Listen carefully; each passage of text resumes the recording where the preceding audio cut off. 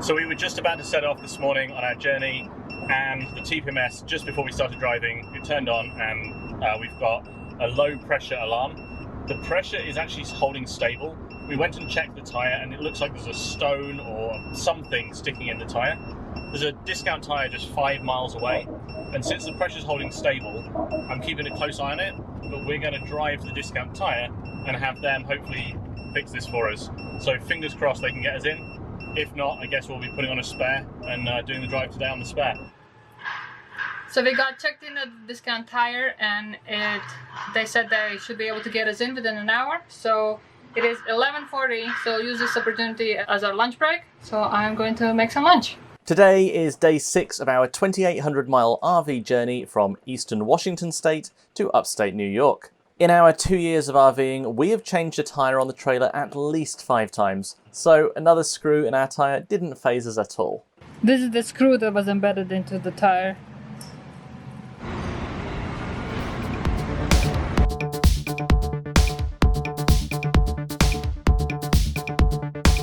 We're back on the road. It is now 2:30 in the afternoon. We've done just under 100 miles and we've still got almost 200 miles left to go. But the point is, we're back on the road. The tyre has been repaired, and once again, discount tyre were fantastic. This is not the first tyre that we've had a flat nail or something in, and I'm sure it won't be the last.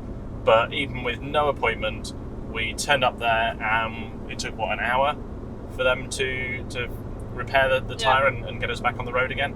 So overall, super impressed. But this really goes to show why the TPMS is so valuable. We've talked about this before. Our tyre pressure monitoring system, or TPMS, is what really allows us to keep a close eye on our tyres on the trailer. The truck has one built in for the truck, but we have a separate one that monitors the trailer tyres. We turned on the truck, as we normally do, 5 minutes or so before we were ready to leave this morning, and one of the things that does is turn the TPMS on so that it will start to measure the tyre pressures. And within a few minutes we heard a beeping sound coming from the truck, and sure enough, it had detected one of the tyres was low. If we hadn't known about that, we would have been driving down the road with absolutely no idea that we had this screw in the tyre.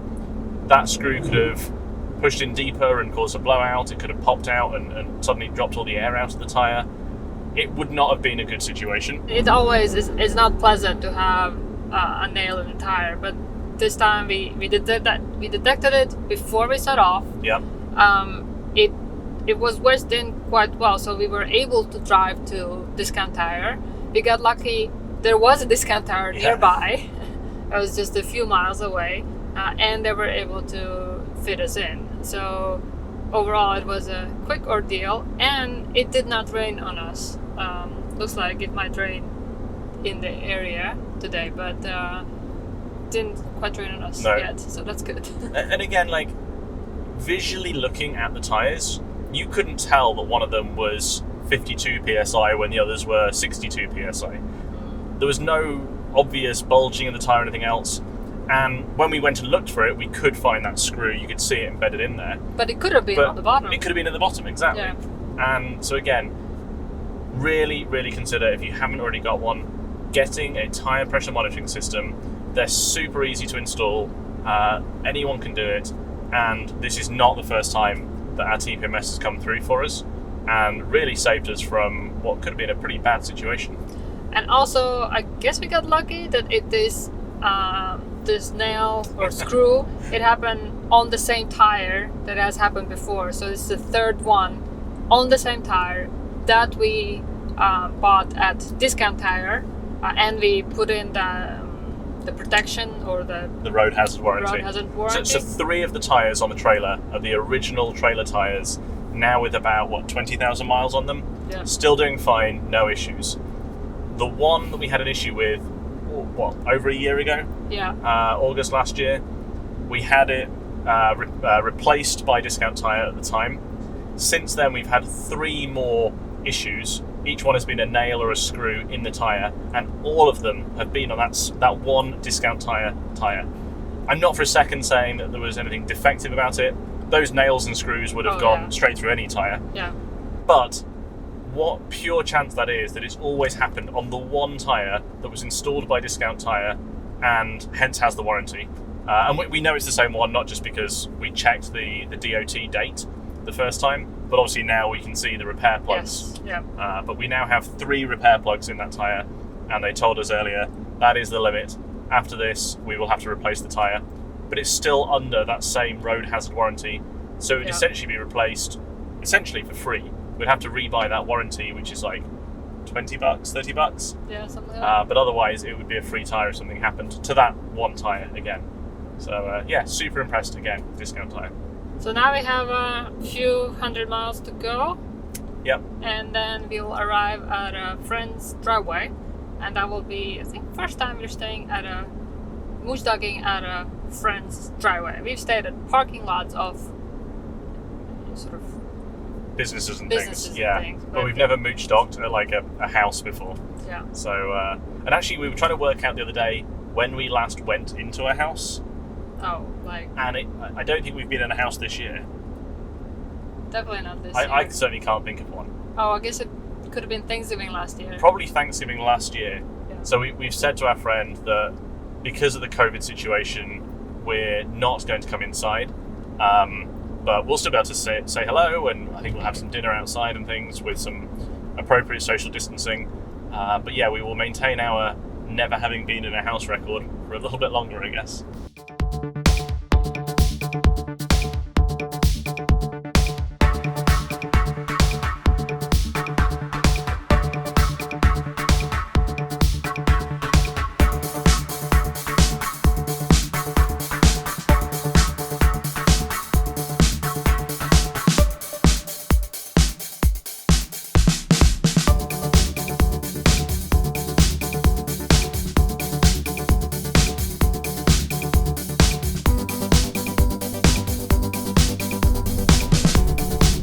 Welcome to Pennsylvania.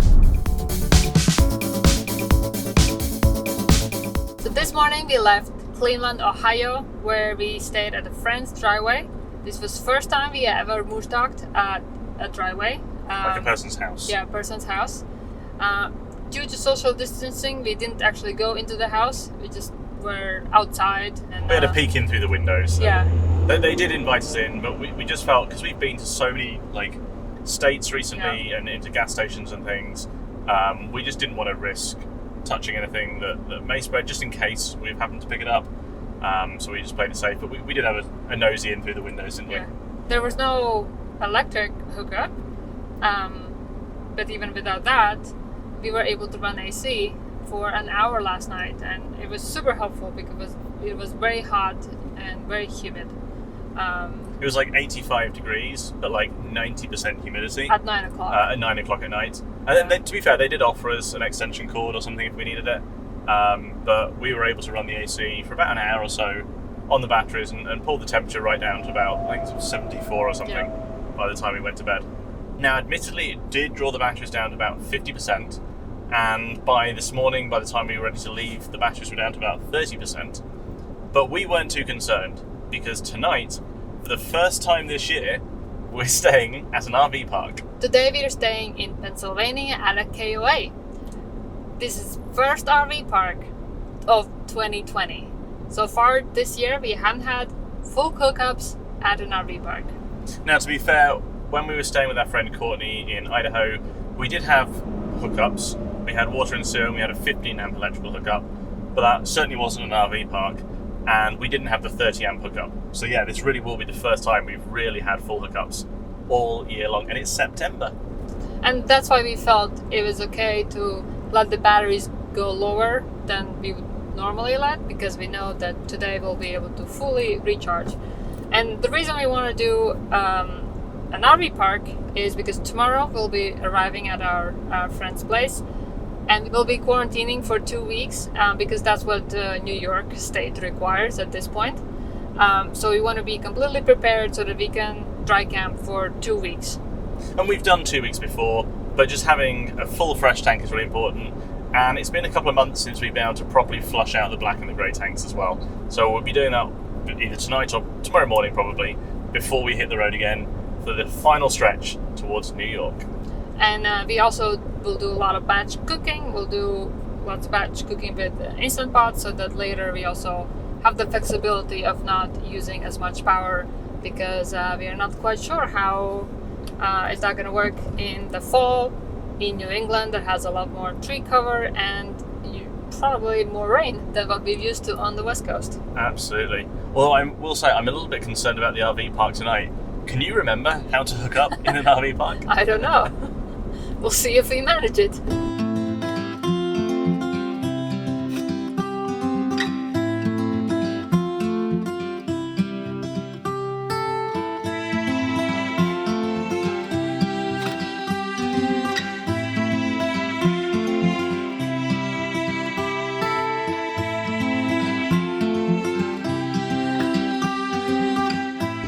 Such a rare sight for us to see the electrical pole and picnic table and fire pit, because normally we're not in the RV parks.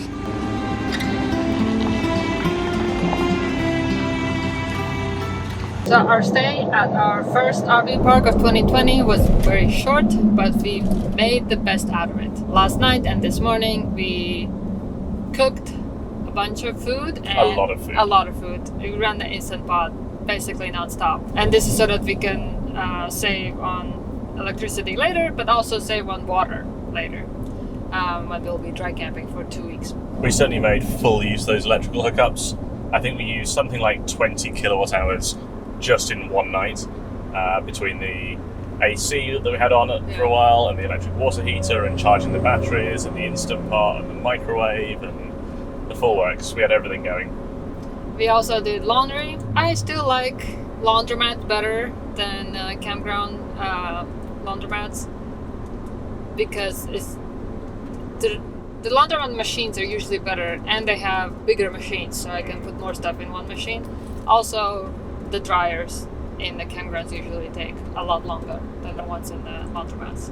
But we got it done. But it's convenient as well, because we can come back to the RV while the laundry's in. This morning we set off at, we were targeting 9 a.m. Yeah, it was more like 10, wasn't it? Yeah, but we left off at 10 a.m. We filled propane. Ahead of time, we kind of scouted out like what places might have propane, and then we ended up stopping at Flying J. Actually, quite often they have both dump stations and propane fill.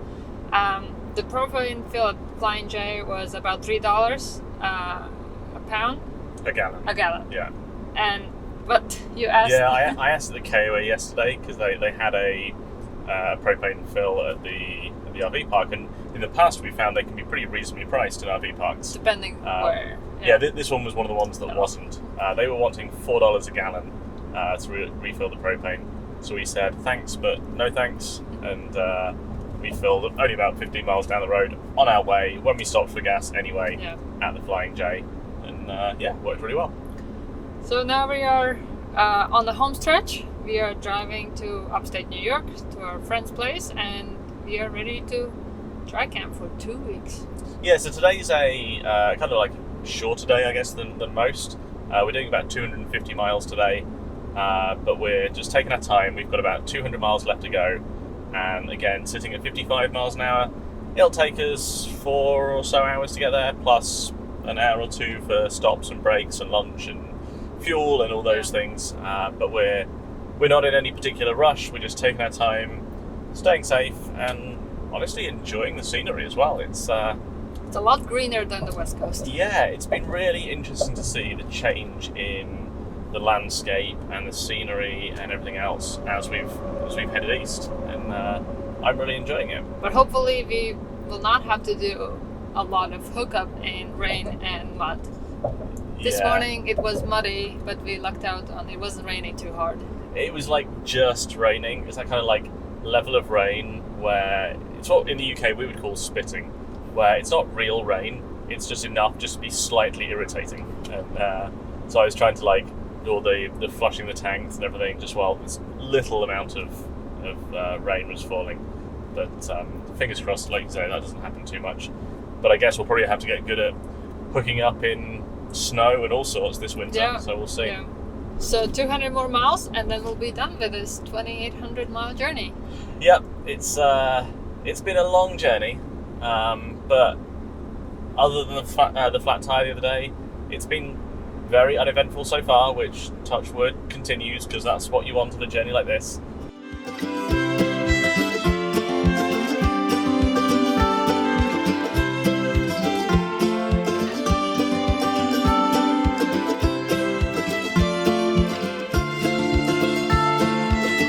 Turn right onto North Maple Avenue. Continue for 5 miles.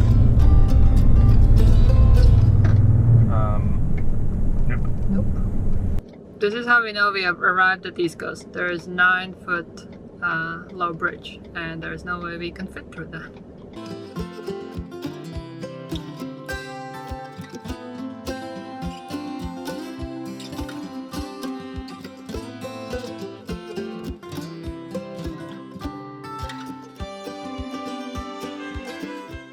Well, we got our first excitement for the day.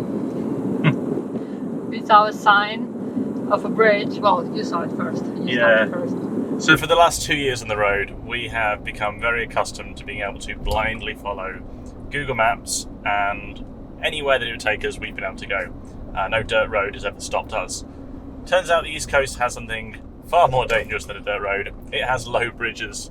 And as I pulled around the corner, there was a sign, low bridge, 9 foot or whatever. Yeah. And I don't know the exact height of our rig, which is something we now need to find out. But it's certainly taller than 9 feet. So I had to quickly stop. And fortunately, the road was wide enough that I could just about make the turn to do a U-turn and head back the other way. But yeah, I think we're definitely going to have to watch that one now. And I think I'm happy our rig is on the smaller side, but looks like on the East Coast it could be even smaller. Yes, I suspect that won't be the last one that we run into.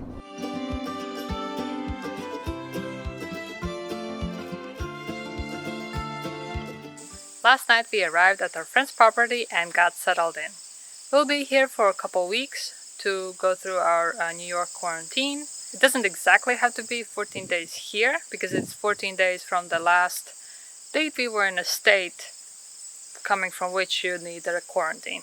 But anyways, we'll quarantine first, then we'll spend some time with friends. After our time here in upstate New York, we will head up north to start exploring the New England fall colors. Thank you so much for watching, and if you enjoyed this video, please consider subscribing.